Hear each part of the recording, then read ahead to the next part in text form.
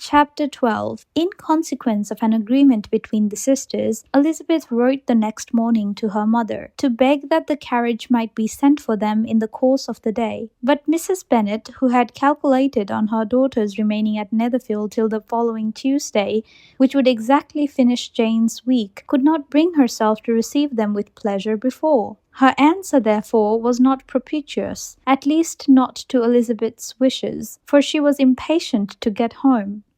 Mrs. Bennet sent them word that they could not possibly have the carriage before Tuesday, and in her postscript it was added that if Mr. Bingley and his sister pressed them to stay longer, she could spare them very well. Against staying longer, however, Elizabeth was positively resolved, nor did she much expect it would be asked, and fearful on the contrary as being considered as intruding themselves needlessly long, she urged Jane to borrow Mr. Bingley's carriage immediately, and at length it was settled that their original design of leaving Netherfield that morning should be mentioned, and the request made.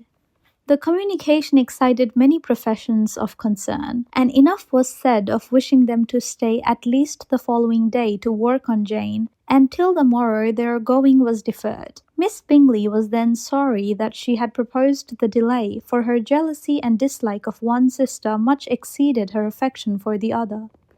The master of the house heard with real sorrow that they were to go so soon, and repeatedly tried to persuade Miss Bennet that it would not be safe for her, that she was not enough recovered, but Jane was firm where she felt herself to be right.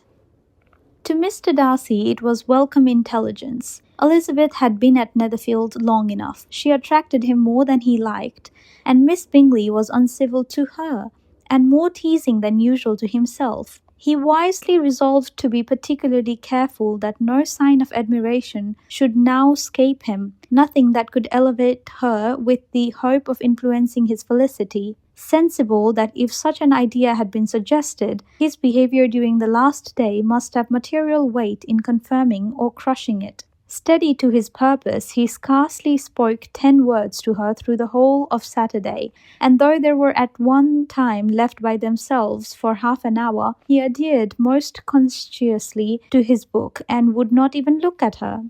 On Sunday, after morning service, the separation, so agreeable to almost all, took place. Miss Bingley's civility to Elizabeth increased at last very rapidly, as well as her affection for Jane, and when they parted, after assuring the latter of the pleasure it would always give her to see her either at Longbourn or Netherfield, and embracing her most tenderly, she even shook hands with the former. Elizabeth took leave of the whole party in the liveliest spirits. They were not welcomed home very cordially by their mother. Mrs. Bennet wondered at their coming, and thought them very wrong to give so much trouble, and was sure Jane would have caught cold again. But their father, though very laconic in his expressions of pleasure, was really glad to see them. He had felt their importance in the family circle. The evening conversation, when they were all assembled, had lost much of its animation, and almost all its sense, by the absence of Jane and Elizabeth. They found Mary, as usual, deep in the study of thorough base and human nature, and had some new extracts to admire, and some new observations of threadbare morality to listen to.